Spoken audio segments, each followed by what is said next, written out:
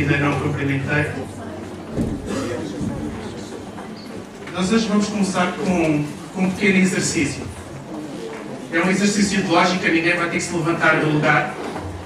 Mas eu vou dizer 3 palavras e vocês vão tentar encontrar o que é que as 3 têm em comum. Qual a palavra que liga estas 3 palavras? A primeira palavra é Nazaré. E são esclarecimentos. Nazaré não é a terra que a Bíblia fala. A segunda é o nome, McNamara, e não é o hambúrguer do McDonald's. E o terceiro é Tiago, o livro de Tiago.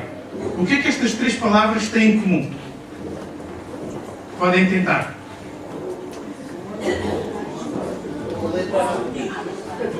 Eu vou repetir. Só para não dizer que vocês já acertaram. Então, a primeira é Nazaré, a segunda, McNamara, e a terceira, Tiago. Surf não. Ondas. Não é? Vocês são bons nisto. Acho que temos muitos surfistas aqui. Nazaré tornou-se famosa pelas suas ondas gigantes. Algumas destas ondas chegam a atingir os 30 metros. McNamara é um surfista e tornou-se famoso por enfrentar uma destas ondas. Aliás, recentemente, ele entrou para o Guinness, acho eu que entrou para o Guinness, por ter surfado uma onda com cerca de 24 metros. E o livro de Tiago inicia precisamente a falar sobre ondas. E quando Tiago está a falar de ondas, não está a falar daquelas ondas certinhas que caminham em direção à praia, mas Tiago está a falar de uma ondulação agitada, inconstante. E Tiago utiliza este exemplo das ondas para falar de pessoas que não têm crenças fixas, pessoas que não têm direção, pessoas que são basicamente levadas pelo vento. Um dos aspectos mais curiosos da Nazaré, a praia onde se podem surfar estas ondas, é que a Nazaré é apenas uma praia. Mas é uma praia com um mar, com o mesmo mar, que tem 2 comportamentos completamente distintos. Eu não sei se vocês já viram uma foto da praia da Nazaré. Eu tentei tirar, mas as fotos eram tão pequenas que não dava para perceber. Mas de um lado nós temos a praia da Nazaré, a praia, praia sul, acho que é a praia sul, calma, com a vila junto à praia. E do outro lado nós temos a praia do norte, onde estas ondas gigantes se formam. E esta simultaneidade de comportamentos no mesmo mar intriga todos aqueles que ouvem falar disto pela primeira vez. Pensamos, como é que o mesmo mar pode ter comportamentos tão diferentes? O que é que faz com que de um lado esteja tão calmo e de outro lado esteja uma ondulação tão agitada? E é precisamente sobre esta simultaneidade de comportamentos que Tiago vai escrever no capítulo 3. Eu gostaria que pudesse abrir em Tiago, capítulo 3, do versículo 13 até ao versículo 18. Tiago, capítulo 3.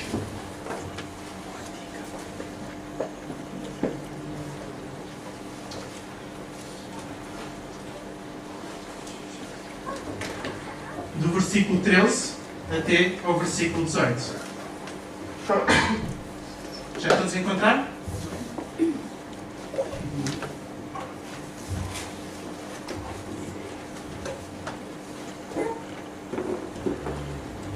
Então Tiago diz o seguinte: há no vosso meio alguém que seja sábio e inteligente, então que mostre com o seu bom procedimento obras de uma sabedoria vivida com modéstia. Se tiverem sentimentos de grande ciúme ou inveja em vossos corações, não sejam presunçosos, nem usem da mentira em prejuízo da verdade. Essa não é a sabedoria que vem de Deus. Pelo contrário, é terrena e mundana, que vem do demónio. Onde existem ciúme e inveja, aparecem a desordem e toda a espécie de maldades. Mas a sabedoria que vem de Deus é, antes de tudo, pura, pacífica, compreensiva, dócil, cheia de misericórdia e boas ações. Não faz distinção de pessoas e não é fingida. Aqueles que trabalham pela paz vão lançando a semente da paz. lhes dará uma colheita de justiça. Vamos orar.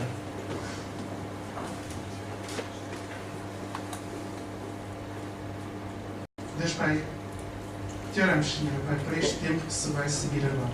Pai, te oramos para que tu possas falar ao coração de cada um de nós, inclusive o meu próprio coração. Pai, dá-nos uma mente, um coração, um espírito ensinado. Pai, queremos aprender mais de ti. Não aprender apenas para acumular conhecimento, mas queremos realmente aplicar e viver aquilo que nós vamos ouvir hoje. Obrigado por tudo, no nome de Jesus. Amém.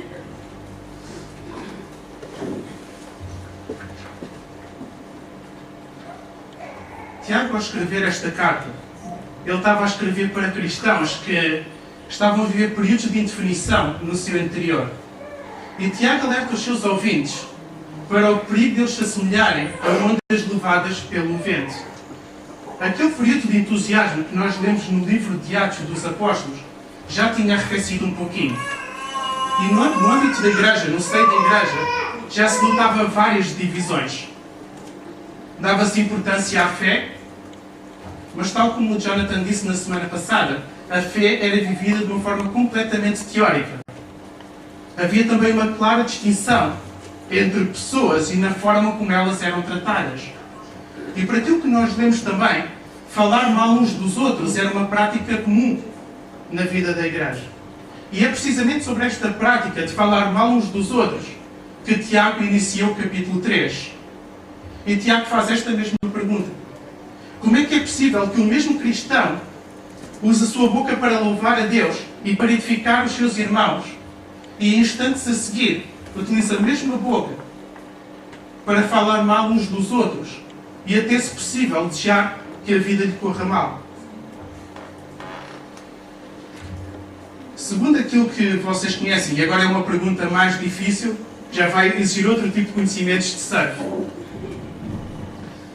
O que é que faz com que, de um lado da Praia de Nazaré, esteja uma ondulação tão calma, tão pacífica, e de outro lado esteja uma ondulação tão agitada? O que é que faz com que o mesmo mar tenha estes comportamentos tão diferentes? O que é que provoca isto? Agora quero ver se vocês realmente são surfistas ou não. O Canhão da Nazaré. Não sabia que eras surfista. Mas o Canhão da Nazaré é precisamente o segredo que faz com que estas ondas gigantes aconteçam. O que é o Canhão da Nazaré? O Canhão da Nazaré é o maior desfiladeiro submarino da Europa e que nasce precisamente junto à Vila da Nazaré. E é este desfiladeiro que faz uma barreira onde de um lado se formam as ondas gigantes e do outro lado tem aquela ondulação mais calma. É este desfiladeiro que não se vê à superfície que provoca toda esta ondulação. E Tiago mostra-nos que toda a espécie de maldades, toda a espécie de desordens são causadas pelos ciúmes e pela inveja. Ou seja, aquilo que Tiago está a dizer é que os ciúmes e a inveja são uma espécie de canhão da Nazaré no nosso coração.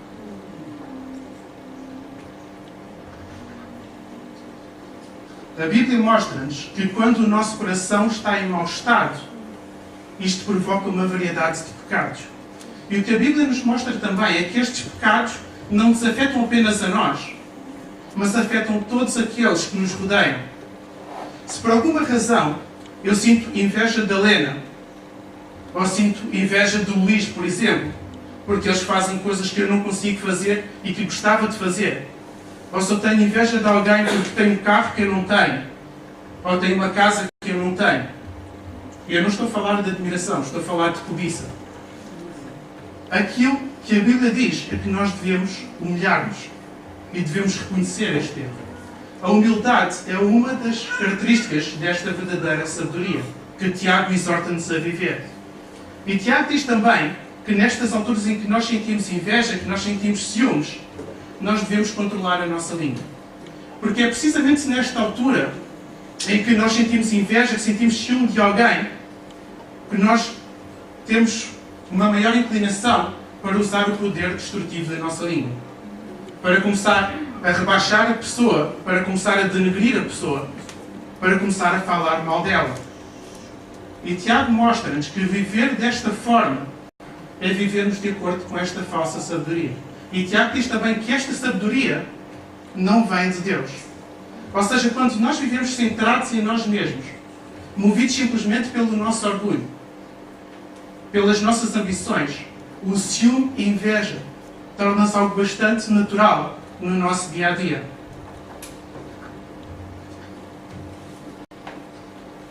Mesmo que a inveja seja algo cultural no nosso país, pelo menos é no meu, não sei se é no vosso. Mesmo que diariamente nós sejamos incentivados a falar mal daqueles que têm mais do que nós, aquilo que Tiago está a dizer é que nós temos que lutar contra este tipo de postura. A Bíblia mostra-nos que tal como falar dos outros é algo bastante natural. E nós devemos lutar contra isso. Da mesma forma, nós devemos ser proativos em lutar contra o orgulho e contra o egocentrismo. Quando eu estou apenas focado em cumprir as minhas metas, em conseguir concretizar as minhas ambições, quando eu estou a olhar constantemente os outros como adversários, quando eu estou sempre a reparar naquilo que os outros fazem e naquilo que eu não faço, quando eu estou sempre a reparar naquilo que os outros são e naquilo que eu não sou, então é fácil perceber que nós somos pessoas egocêntricas. E que mais tarde ou mais cedo nós vamos ser dominados pela inveja. E por muito e boas razões que nós tenhamos para desenvolver este tipo de postura, o que Tiago nos mostra é que viver desta forma é vivermos de acordo com uma sabedoria que não vem da parte de Deus. E Tiago mostra-nos também que esta sabedoria, que esta prática, não é algo neutro. Não é uma postura que não magoa ou que não prejudica ninguém. Tiago diz que esta postura é imperfeita e que ela tem origem em Satanás. O que Tiago nos mostra é que esta falsa sabedoria é precisamente o contrário daquela sabedoria que vem da parte de Deus. E todos nós sabemos que aquilo que vem de Satanás tem um único objetivo: matar, roubar e destruir. E a inveja e o ciúme acabam por nos matar a nós mesmos, mas acabam também por destruir aqueles de quem nós temos ciúmes e invejas. Todos nós temos problemas em lidar com o orgulho. Todos nós temos problemas em lidar com sentimentos de inveja. Podemos dizer que não, mas temos. Todos nós temos problemas em lidar com sentimentos de ciúme. Nenhum de nós é imune a isso. Paulo diz em Gálatas 5:20 que as inimizades, que a inveja, que as intrigas, que os ciúmes são problemas que foram desenvolvidos pelo pecado em nós. Então, estes sentimentos é algo que nós vamos ter que lidar. Lidamos no passado e vamos continuar a lidar com eles daqui para a frente. E Tiago, quando nos mostra um caminho diferente, esta sabedoria que vem da parte de Deus, ele aconselha-nos a pedir esta mesma sabedoria. Porque esta sabedoria não é nossa. Ela não se desenvolve em nós naturalmente. Tiago diz no capítulo 1 que se alguém não tem sabedoria suficiente, peça a Deus, que Ele dá a todos de graça. E quando Tiago está a falar aqui de sabedoria, Tiago não está a falar apenas de conhecimento. Tiago não está a falar apenas de entendimento. Mas está a falar, acima de tudo, de uma sabedoria que produz obras. Não é apenas uma sabedoria que me diz que aquilo é errado ou que aquilo é certo. Mas é uma sabedoria que é vivida no dia-a-dia e que é caracterizada pela humildade. Tiago mostra-nos que esta verdadeira sabedoria não se traduz na arrogância do conhecimento, mas ela deve ser demonstrada na forma como nós falamos, na forma como nós pensamos, na forma como nós vivemos. Ao contrário desta falsa sabedoria que é caracterizada pelo egocentrismo, pelo individualismo, que se traduz em invejas, que se traduz em ciúmes, a verdadeira sabedoria que vem da parte de Deus é marcada por um estilo de vida que dignifica a Deus. É marcada por um estilo de vida que se compadece da necessidade do próximo, que é marcado pela misericórdia. Ao contrário desta falsa sabedoria, estas características que Tiago menciona são muito parecidas com aquela lista que nós encontramos em Gálatas 5:22.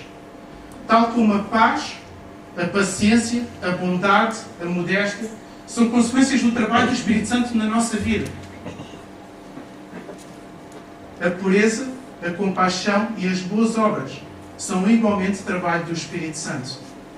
E porque estas boas obras, elas não são originadas por nós, nós precisamos pedir a Deus esta sabedoria de forma a não nos tornarmos pessoas fingidas.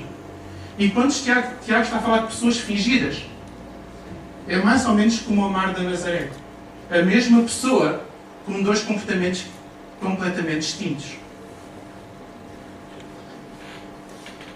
O último ponto que Tiago menciona é que quem procura viver de acordo com esta sabedoria não faz distinção de pessoas.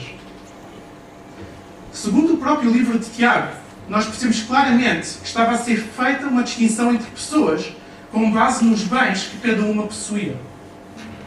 E neste contexto, nós lemos isto no capítulo 2, o rico era bem tratado, enquanto que o pobre era negligenciado. Muitas vezes o pobre até era colocado de parte em função do rico. E aquilo que Tiago está a chamar a atenção é que este tipo de mentalidade não pode ser considerada cristã. Nem deve ter espaço dentro da igreja. Tiago mostra-nos que este tipo de postura, e diz isto no capítulo 2, este tipo de postura de fazer distinção de pessoas, de favorecer pessoas, é pecado. E diz também que é um atentado ao mandamento: ama o próximo como a ti mesmo. Tiago diz que aqueles que trabalham pela paz vão lançando a semente da paz. Quando nós estamos apenas preocupados em aumentar as diferenças, seja porque a pessoa tem um aspecto diferente do meu, seja porque a pessoa não tem os mesmos estudos que eu, seja porque a pessoa não tem o mesmo nível de vida que eu, quando nós estamos sempre preocupados em mostrar que existe uma diferença entre eu e os outros, entre a minha família e os outros, quando eu tento constantemente fazer esta distinção através dos meus comentários, através da minha postura, através muitas vezes até do meu desinteresse e desprezo, nós não estamos a procurar viver de acordo com esta falsa sabedoria. E muito menos estamos a lançar sementes de paz. Em Efésios 4, Paulo diz: esforcem-se por conservar a unidade que vem do Espírito, vivendo em paz uns com os outros. E o que Paulo está a dizer aqui é que não somos nós que criamos esta unidade. Esta unidade foi criada pelo Espírito Santo, mas cabe-nos a nós tornar esta unidade visível. E uma das formas de tornar esta unidade visível é não andarmos a fazer julgamentos com base nos nossos próprios critérios. Não andarmos a julgar pessoas pelo tamanho da carteira que a pessoa tem. Não andarmos a julgar pessoas simplesmente porque a pessoa não tem o carro da mesma marca que eu tenho. Nós somos responsáveis por lançar sementes de paz que contribuem para a unidade. E não andar a fazer julgamentos com base em critérios humanos. Porque também este tipo de mentalidade, também este tipo de postura, tem origem em Satanás. Porque não existe ninguém mais interessado na divisão da igreja, segundo estes próprios critérios, que o próprio Satanás. É fácil sermos pessoas inconstantes neste campo. É fácil nós tornarmos pessoas que são como ondas levadas pelo vento. Pessoas sem rumo. Pessoas sem convicções. Pessoas que andam constantemente a cambalear entre estas duas sabedorias. Podemos ser como a praia da Nazaré, com uma ondulação forte, revoltados por dentro.